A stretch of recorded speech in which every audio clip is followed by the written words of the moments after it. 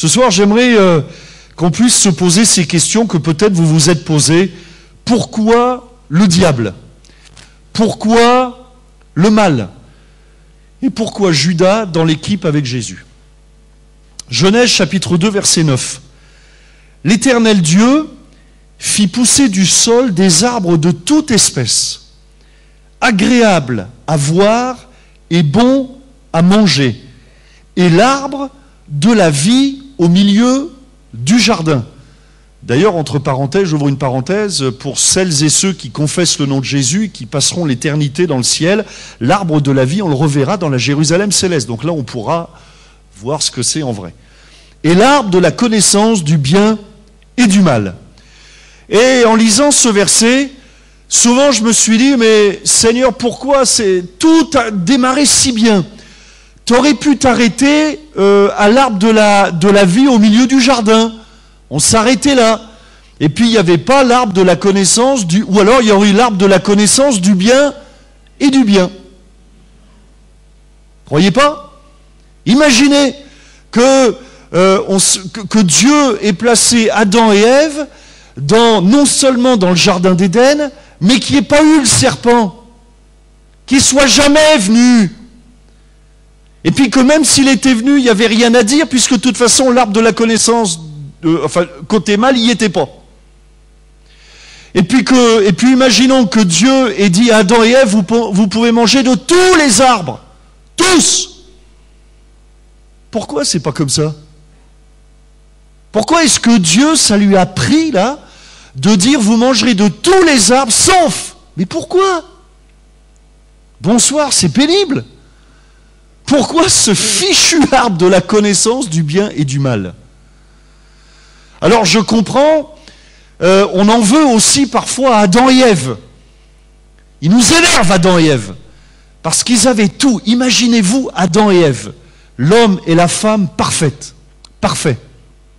Pas une seule tare physique, immortel, pas de maladie. Il se lève le matin, il lève les bras, ils sentent bon. Leur haleine sent bon. Ils courent et ne se fatiguent pas, littéralement. Si Adam et Ève existaient aujourd'hui, écoutez-moi bien, si Adam et Ève existaient aujourd'hui, ils seraient les plus grands athlètes du monde. Aucune tare physique. Et nous, on est là avec nos problèmes aux yeux, nos problèmes aux dents, obligés de se prendre une mutuelle, obligés d'aller chez le médecin et de se prendre un abonnement, et puis on s'achète des voitures, plus elles sont confortables et plus on a mal au dos, l'impression. Parfois, même les chaussures, on a l'impression que les chaussures en cuir, au prix qu'on les paye, je ne sais pas quels animaux c'est, ça doit être des animaux qui n'existent même pas, tellement c'est cher. Et on a encore mal aux pieds. On a mal partout. Et là, Adam et Ève. Et alors, parfois, je ne sais pas vous, mais moi je leur en veux parfois. Je leur dis, mais comment Adam et Ève, c'était pas compliqué. C'était quand même pas compliqué. Vous étiez là, tout était bien, il n'y avait même pas à bosser. Eh ben ouais, le jardin d'Éden, il n'y avait pas à bosser. Le régime de retraite, il n'y en a pas, il n'y a pas de boulot. Pas de manifestants, rien. Leur sujet le matin, c'était qu'est-ce qu'on va faire? Qu'est-ce que tu veux manger aujourd'hui, ma chérie? Hop, et ils tendaient la main, ils avaient tout. Bon alors, ils étaient végétariens à l'époque. Hein. Ils mangeaient pas des animaux, ils ne tuaient pas les animaux. Bon. Mais les animaux, ils pouvaient caresser le lion. Essayez de caresser. Enfin non, n'essayez pas de caresser un lion. Enfin, à mon avis, vous le caresserez une fois. Adam et Ève. Et alors souvent, mais comment ça se fait quand même? C'est pas compliqué, vous pouviez toucher de tous les arbres. Alors, je ne sais pas combien il y en avait des arbres, mais il devait y en avoir pas mal. Hein, imaginons déjà rien que tous les arbres fruitiers qu'on connaît à peu près. Moi, depuis que j'ai été à la Martinique et à la Réunion, alors les arbres fruitiers, je les compte par milliers. Hein? Ils ont un fruit tous les 2 mètres, un fruit différent. Rien que de faire ça, on y passe du temps déjà. Voyez? Et pourquoi ils ont touché? Pourquoi ils ont goûté? Maintenant, mettons-nous à leur place. Vous êtes là dans un jardin, aussi grand soit-il, et on vous dit, tu toucheras à tout, sauf à celui-là. D'après vous, lequel vous titille le plus? Bon. Hein?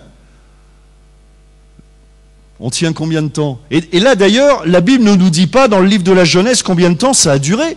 Peut-être qu'ils ont tenu comme ça des années, des dizaines d'années, ils étaient immortels. Puisque tant qu'ils n'avaient pas goûté du fruit, enfin de l'arbre de la connaissance du bien et du mal, ils sont devenus mortels ce jour-là. C'est-à-dire qu'à partir de ce moment-là, ils ont commencé à vieillir. Imaginez, pas de vieillesse. Voilà ce qu'ils vivaient. Mais mettons-nous à leur place. Tous les jours, jour après jour, semaine après semaine. Allez, mettons, on tient des années, des dizaines d'années, des centaines d'années.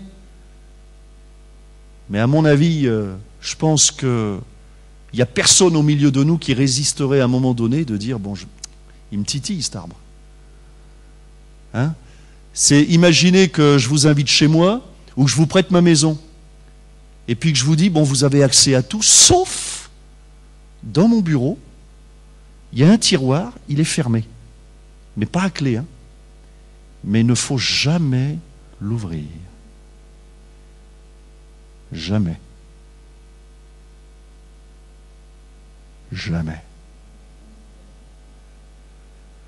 Je suis sûr que, même pas parti, vous aurez qu'une hâte, c'est de... Qu'est-ce qu'il a mis dans ce fichu tiroir? Hein? Pourquoi il m'a dit ça? Non? Vous tiendriez combien de temps? Bon, bref. Donc, Adam et Ève ont péché, on le sait. Mais ce qui m'interpelle, c'est pourquoi le mal? Pourquoi, après tout, qu'on ne serait pas arrivé, que Dieu n'ait pas créé? Imaginez un monde sans mal. C'est dur à imaginer, hein? Sans souffrance, sans douleur. La semaine prochaine, on se posera la question, pourquoi la maladie? Imaginez-vous un monde sans vieillesse, sans mort, sans cimetière, sans hôpitaux, sans centres psychiatriques, sans police, sans armée, sans serrure, sans clé. Imaginez. Difficile à imaginer, hein? Alors on se pose la question, mais et pourquoi le serpent, le diable? Mais pourquoi est-ce que, puisque la Bible nous dit que Dieu est créateur, Dieu a créé l'univers, alors qu'est-ce qu'il fait là, le diable? Alors on peut aller quand même se poser la question, mais pourquoi le diable? Et donc pour répondre à la question, il faut quand même se demander d'où vient le diable, parce que quand même il y a des choses qui sont étonnantes. Est-ce que Dieu a pu créer un être malfaisant? Eh non, puisque la Bible nous dit Dieu est amour, Dieu est pur, Dieu est saint, Dieu est parfait. Donc on ne peut même pas supposer à un moment donné qu'il y a eu une erreur. Dieu ne fait pas d'erreur. Nous, on peut faire des erreurs, mais Dieu ne fait pas d'erreur. Alors comment se fait-il? Eh bien parce qu'en fait, le diable était un ange. La Bible nous dit dans Ézéchiel 28, tu étais un chérubin protecteur aux ailes déployées. Donc c'était un chérubin, un ange. Je t'avais placé et tu étais sur la sainte montagne de Dieu. Tu marchais au milieu des pierres étincelantes. Tu as été intègre dans tes voies, depuis le jour où tu fus créé, jusqu'à celui où l'iniquité a été trouvée chez toi ou en toi. Par la grandeur de ton commerce, tu as été rempli de violence et tu as péché. Péché. Je te précipite de la montagne de Dieu et je te fais disparaître, chérubin protecteur, du milieu des pierres étincelantes. Ton cœur s'est élevé à cause de ta beauté. Tu as corrompu ta sagesse par ton éclat. Je te jette par terre, je te livre en spectacle au roi. Et puis ce deuxième texte qu'on trouve dans Ésaïe 14. Tu m'excuseras Delphine, mais on lira les deux autres textes après, si tu pouvais passer Ésaïe 14. Ésaïe 14, verset 12 nous dit, merci d'Edel. Te voilà tombé du ciel, astre brillant, fils de l'aurore, tu es abattu à terre, toi le vainqueur des nations. Tu disais en ton cœur, je monterai au ciel, j'élèverai mon trône au-dessus des étoiles de Dieu, je m'assirai sur la montagne de l'assemblée à l'extrémité du septentrion, je monterai sur le sommet des nues, je serai semblable au Très-Haut, mais tu as été précipité dans le séjour des morts, dans les profondeurs de la fosse. Amen. Dieu n'a pas créé le diable, Dieu avait créé Lucifer, ange, astre brillant, ou plutôt Lucifer, ça veut dire porteur de lumière. C'était un chérubin. Et donc, la Bible nous montre, nous révèle l'histoire, et lorsque Dieu a créé les anges, Dieu n'a pas créé d'êtres malfaisants. Dieu est bon, Dieu est saint, Dieu est pur. Mais de la même manière que lorsqu'il a créé les anges, il a donné aux anges la faculté, la liberté de choisir. Alors on a du mal, moi j'ai pas pu interviewer un ange, mais c'est ce que la Bible nous dit. Ils ont eu aussi la capacité de choisir le diable, enfin Lucifer lui-même, qui, et là on a du mal aussi à l'imaginer, servait Dieu finalement, était au service de Dieu, était sur la sainte montagne de Dieu, était dans la présence de Dieu, et Lucifer a péché, le terme, voilà, c'est le péché. Lucifer a péché et a été déchu de son identité, de sa position, et est devenu l'être dont la Bible nous parle aussi, qu'on appelle Satan. Satan, qui, alors ça plaira à ma fille, ça vient du latin satanas, qui signifie adversaire, ou diable. Le diable, c'est le mot diable, ça signifie le calomniateur, l'accusateur. Donc Dieu n'a pas créé des êtres malfaisants, mais Dieu, et c'est ça qu'il faut bien comprendre, et dans toute la création de Dieu, finalement, on le voit, Dieu n'est pas un créateur d'automates, de robots. Vous voyez, d'êtres dénués de volonté, à qui il dirait aimez-moi. Dieu réclame notre amour, mais nous le savons tous, l'amour, l'amour obligatoire, même en disant d'ailleurs, même amour obligatoire, ça va pas. Ça n'existe pas, l'amour obligatoire. Moi, si je vous disais ce soir, aimez-moi, il n'y a pas le choix. C'est comme ça. Aimez ma veste et mes chaussettes. Alors il y en a qui disent, ben non, bon, vous êtes libre. Vous voyez ? Et ceux qui diront, ah ben ouais, j'aime bien ta veste, c'est un acte de... Il n'y a pas d'amour sans choix. Il n'y a pas d'amour sans liberté. Or, Dieu est un Dieu d'amour. Et c'est la liberté qui engendre cette faculté, ce libre choix qui a été donné et aux anges, mais aussi aux hommes, implique donc la possibilité de se révolter, la possibilité de refuser, la possibilité de s'éloigner de Dieu, puisqu'à la différence des hommes, les anges, eux, vivaient dans la présence de Dieu, n'avaient aucune pression. C'est peut-être pour ça que les anges déchus et le diable déchu n'ont aucune possibilité de repentance et de salut. Alors l'explication, elle vient peut-être du fait qu'ils n'avaient aucune pression non plus pour pécher. Peut-être, moi je sais pas. Enfin bon.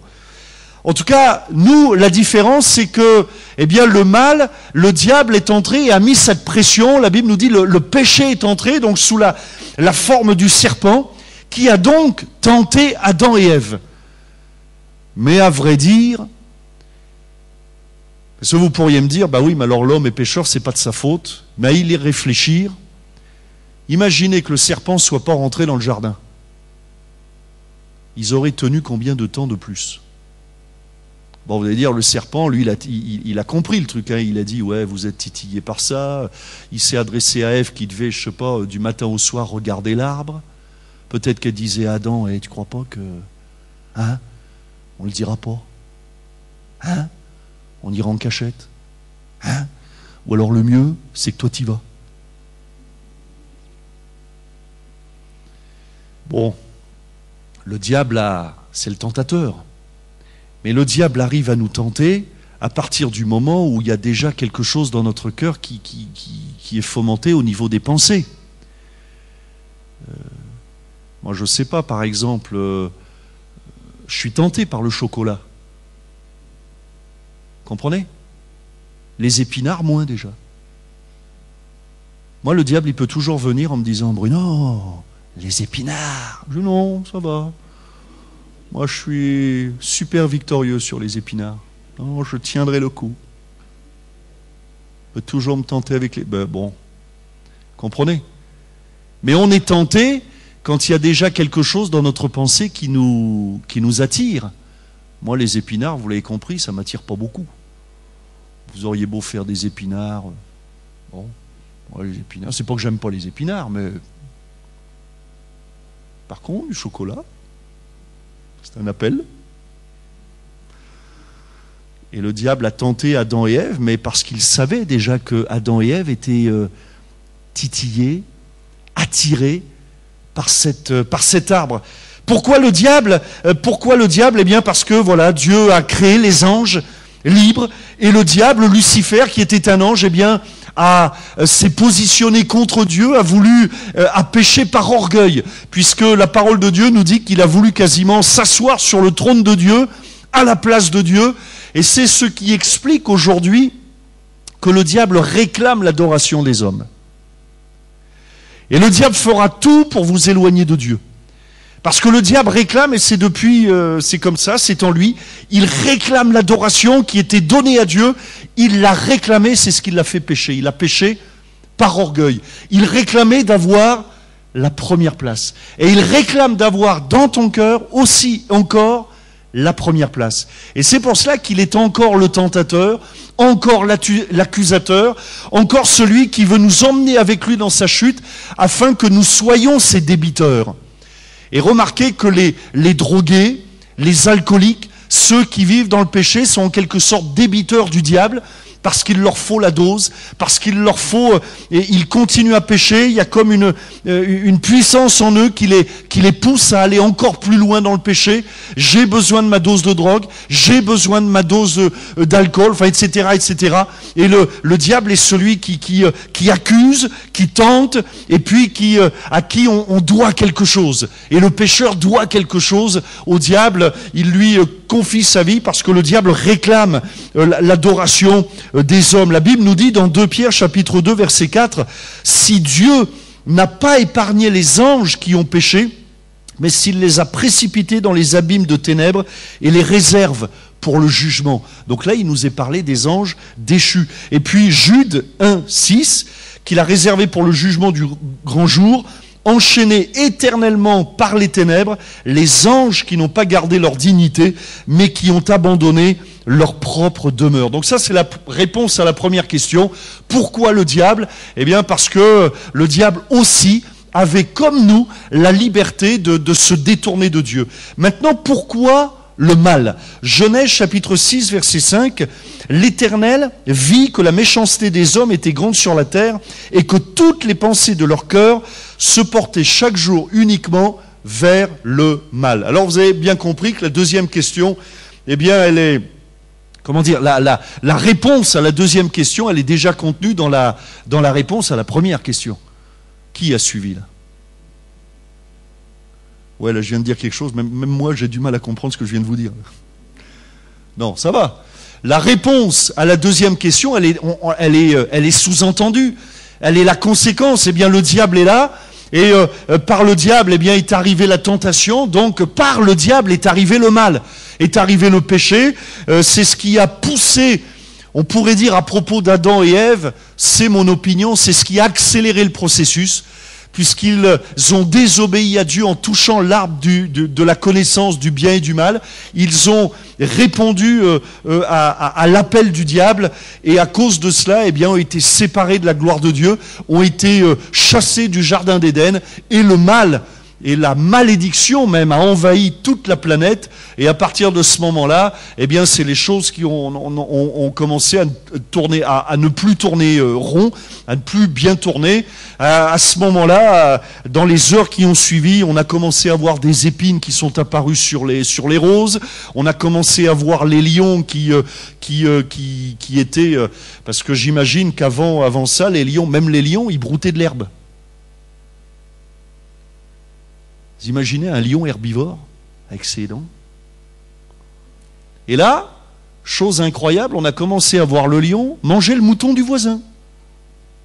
Mais c'était pas normal. Vous voyez, la malédiction, et puis l'homme, c'est ce que la Bible nous dit, a dû travailler pour se nourrir, pour se vêtir, enfin, etc. Et donc le mal est arrivé avec tout son cortège de souffrances, de douleurs, de difficultés, de transpiration, d'efforts, enfin, etc. Et là encore, pourquoi le mal? Eh bien, Dieu nous a créés encore une fois libres. Et nous sommes libres, et ça c'est extrêmement important. La Bible nous dit que Dieu nous a créés à son image. De la même manière que Dieu est libre d'agir. Dieu est libre de nous bénir. Dieu est libre de nous guérir. Dieu a été libre d'envoyer Jésus ou pas à mourir à la croix du Calvaire. Jésus a été libre de donner sa vie pour chacun d'entre nous. C'est pas les Romains qui ont crucifié Jésus, ni les religieux, mais c'est Jésus qui a dit « j'offre ma vie ». Là, le message de la croix, il est là. La grandeur de Jésus, elle est là. Personne n'a pu forcer Jésus, d'ailleurs. Personne n'aurait pu forcer Jésus. Parce que la Bible nous dit qu'un mot de la part de Jésus, et c'était des légions d'anges, des armées d'anges, qui seraient venus à la rescousse de Jésus pour l'aider, pour le protéger. Mais Jésus après tout, pourquoi est-ce que Jésus n'aurait pas pris... Pourquoi est-ce que Jésus n'avait pas des gardes du corps angéliques autour de lui? Ça aurait été plus relax. Imaginez, Jésus qui prêche avec des gardes du corps, et vous savez, des gardes du corps bien armés. Voilà. Tu veux suivre Jésus? Tu ne veux pas suivre Jésus? On te coupe la tête? C'est bien, tu vas suivre Jésus. Tu veux suivre Jésus? Oui. Jésus n'est pas venu comme ça. Mais Jésus est venu, lui, le Dieu tout-puissant, et s'est mis en position de faiblesse, mais il l'a fait lui-même. Il est né d'une vierge dans une étable. Après tout, il aurait pu naître dans un palais, mais il est né dans une étable. C'est lui-même qui l'a choisi.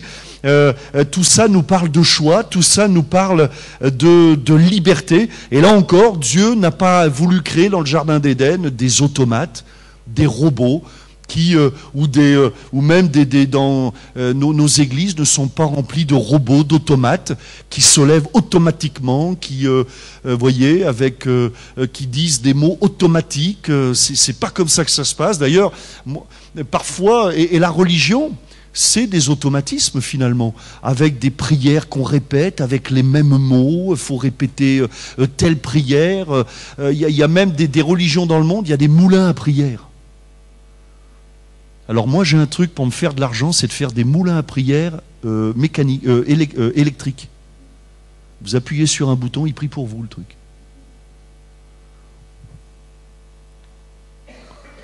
Mais là on est dans l'automatisme, on n'est pas dans l'amour. Imaginez que le matin le mari dise à sa femme, passe un CD audio en boucle. Je t'aime, je t'aime, je t'aime, je t'aime, je t'aime.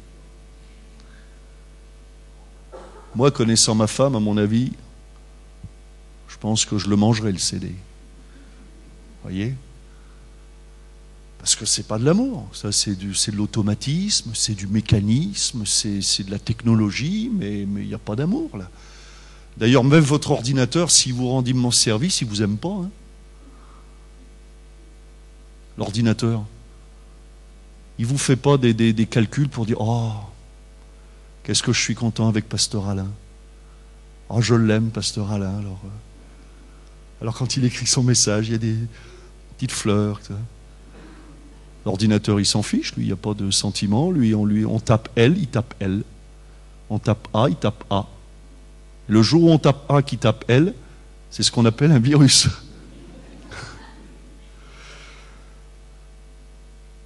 Alors le mal vient de cette pression du diable qui a fait entrer le péché dans le cœur de l'homme qui tente. La Bible nous dit, nous savons que nous sommes de Dieu, 1 Jean 5, 19, et que le monde entier est sous la puissance du malin.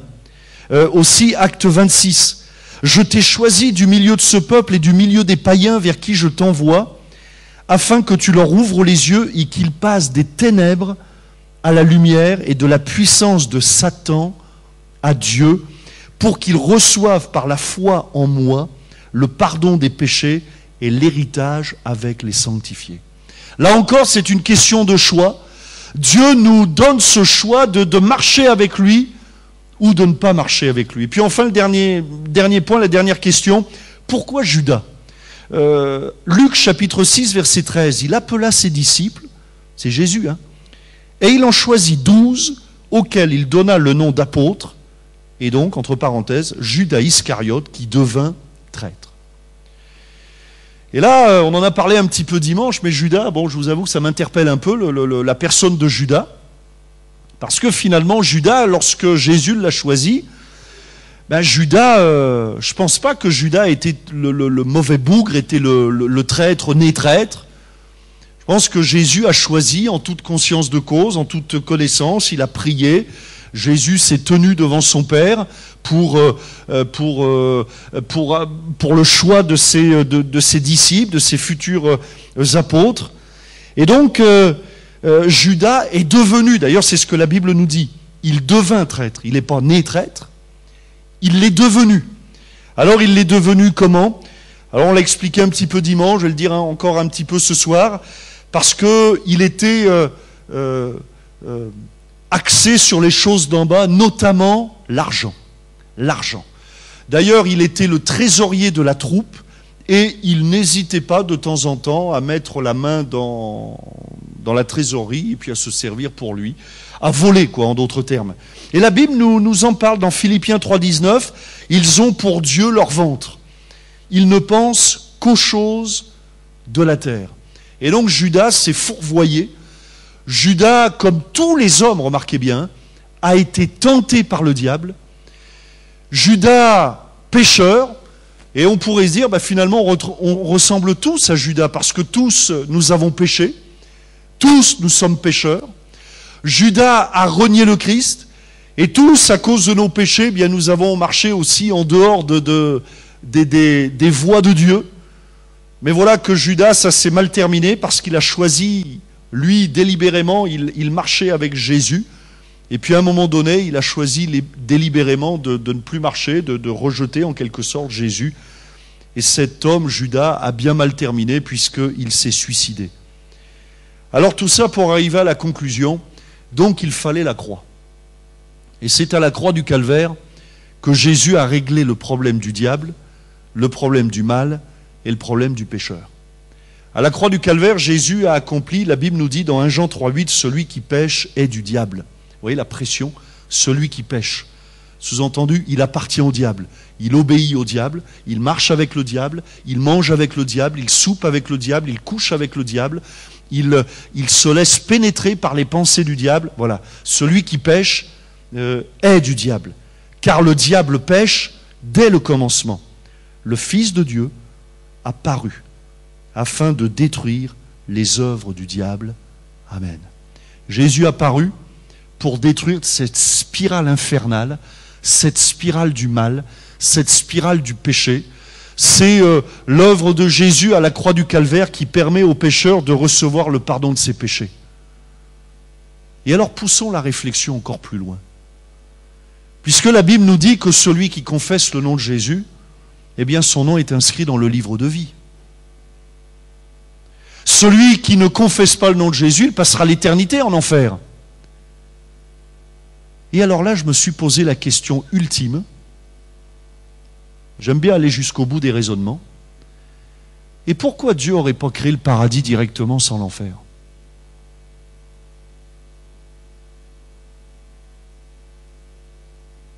Pas d'enfer, tout le monde au paradis. Mais là encore, le paradis sera rempli de gens qui auront choisi d'aimer Dieu. Dieu ne voulait pas faire du paradis un centre de robots. Vous voyez ce que je veux dire ? Et tous au ciel, nous nous souviendrons que nous l'avons échappé. Belle. Que nous étions perdus, mais que Jésus nous a sauvés. Et en réalité, on passera toute l'éternité au ciel à remercier le Seigneur de cette grâce que nous avons d'avoir échappé à l'enfer pour l'éternité. Mais encore une fois, pour accéder au ciel, et là c'est pareil, on pourrait se poser la question, mais pourquoi Dieu ne nous oblige pas? Pourquoi il n'y a pas, des anges gendarmes qui nous obligent? Dans la Constitution, tu croiras. Tu es obligé. Si tu ne crois pas, toc, ça fait un bug. Moi, j'ai regardé des films où des auteurs de science-fiction avaient imaginé des sociétés, vous savez, débarrassées du mal. Et à chaque fois, la morale de l'histoire, c'était que la société, c'était une société déshumanisée, avec des robots. Plus d'amour, plus de sentiments, les gens, ils marchaient comme ça, un peu bébêtes, là. Bon. Pas de mal, mais pas de bien non plus. Mais le ciel sera rempli d'enfants de Dieu qui auront choisi. Vous voyez la différence? D'une certaine manière, Adam et Ève n'avaient pas choisi d'aller dans le jardin d'Éden. C'était comme ça. Adam et Ève, la Bible nous dit qu'ils ont sacrifié un animal a été sacrifié, ils se sont couverts, ils ont réalisé leur péché. Et on les retrouvera au ciel, mais là ils auront compris parce qu'ils auront choisi. Et alors l'évangile, c'est le message du choix. Dieu nous a créés libres. Dieu ne forcera jamais personne à marcher avec lui. Si bien que celui qui ne veut pas écouter la voix de Dieu, Dieu ne le forcera pas. Dieu nous parlera, et Dieu te parlera de 1001 manières. J'espère que Dieu t'a parlé au travers de la prédication, au travers du temps de louange. Mais Dieu a d'autres moyens pour parler. Les circonstances, les événements, puis d'autres choses. Dieu parle aussi, Dieu parle à notre conscience. Parfois Dieu nous parle à l'intérieur, comme une voix qui résonne, comme quelque chose qui nous interpelle, qui nous fait réfléchir. Dieu a des moyens pour parler. La Bible nous dit que le Saint-Esprit convainc le monde en ce qui concerne le péché, la justice et le jugement. C'est-à-dire que le Saint-Esprit agit dans le monde. La Bible nous dit que le Saint-Esprit agit dans le monde, constamment, 24 heures sur 24. Pourtant, le monde entier ne se donne pas à Jésus. Pourquoi? Parce que nous sommes libres. De la même manière que dans 2 dimanches, on va assister à un service de baptême, et les baptisés, vous verrez, on ne leur a pas mis le pistolet sur la tempe en leur disant tu veux passer par les eaux du baptême? Ce serait bien si j'étais toi. Pas du tout. Le baptême, d'ailleurs, c'est pour ça qu'on ne baptise pas les bébés, parce qu'on veut forcer personne, et on veut que les gens qui passent par les eaux du baptême sont des adultes qui ont réfléchi, qui le font d'une manière volontaire. Parce que c'est un choix. Et la foi, c'est un choix personnel. Dieu ne veut pas de robots, Dieu ne veut pas d'automates, et le ciel, ce ne sera pas rempli d'un ensemble de robots monoformes avec tous le même costume, mais la Bible nous parle de la sagesse infiniment variée de Dieu. Et finalement, allez, je vais encore au bout du raisonnement, au bout du bout, là, puis après j'arrête. Mais finalement, le choix de la foi, c'est peut-être le seul acte réellement libre qu'on peut avoir dans la vie.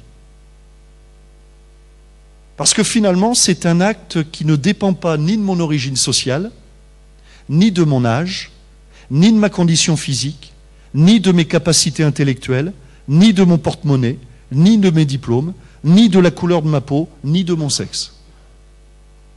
C'est un acte qui est indépendant de tout ce que je peux vivre, de tout ce que je suis. Personne ne peut m'empêcher de m'approcher de Dieu, mais personne ne peut me forcer à m'approcher de Dieu. Et on a ce choix complètement libre, comme tout être humain, de s'approcher de Dieu. Et le ciel sera rempli d'hommes et de femmes qui auront un jour choisi délibérément de dire « Seigneur, je veux te donner toute ma vie. Jésus, je te confesse comme mon Seigneur. » Et j'aimerais qu'on puisse terminer par la prière. Et que dans ce temps de prière, eh bien, il y ait des choix qui se fassent. Choix contre le péché, choix contre un certain mode de vie, choix pour Dieu, choix de marcher avec Dieu, choix volontairement d'accepter les commandements de Dieu, les conseils de Dieu, ce choix de la foi, ce choix de marcher avec Dieu, ce choix que, oui, à partir d'aujourd'hui, ma vie sera plus comme avant parce qu'aujourd'hui, je décide de marcher avec Dieu. Aujourd'hui, je décide de conformer ma vie à la parole de Dieu. Aujourd'hui, je demande pardon pour tous mes péchés. Aujourd'hui, je réalise que le sang de Jésus a coulé afin de m'accorder le pardon de mes péchés. Et aujourd'hui, librement. Et c'est la foi qui nous rend libres. La foi nous rend libres. Parce que là, je suis libre d'accepter ou de refuser. Le diable fait des esclaves. L'enfer sera rempli par contre d'automates et de robots, d'esclaves. Mais le ciel sera rempli d'hommes et de femmes réellement libres.